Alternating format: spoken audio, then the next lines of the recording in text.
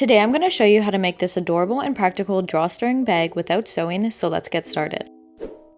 So start by cutting out one piece of fabric 27 by 11 inches and fold it in half so both right sides are facing each other. Now grab your speed sew fabric glue, a Q-tip for precise application, and a dish or container lid to squeeze the speed sew onto.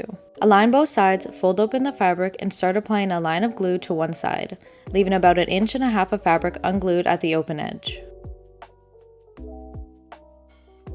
Fold the fabric back over, apply pressure, and pin the fabric down, and repeat on the other side and let it dry for 10 to 15 minutes. And if you get some glue on your table while doing this, don't worry. Speed sew easily comes off hard surfaces with some friction. Place a piece of cardboard in between both sides to ensure the two sides won't get glued together, and start applying glue along the top edge of the fabric. Then fold the fabric back over, creating the tunnel for your ribbon, and repeat on the other side. And make sure to run your hands in between both sides to ensure the two sides don't get glued together, and repeat the same gluing steps on the other side. Once both sides are dry, you can turn the bag right side out, and grab one piece of your ribbon and a safety pin. Attach the safety pin to the ribbon and put it through the bag.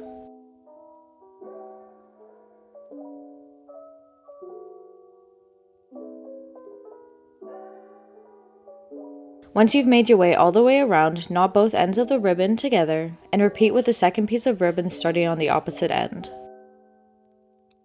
And just like that, you created an adorable drawstring bag without sewing using speed sew fabric glue. Thanks for watching!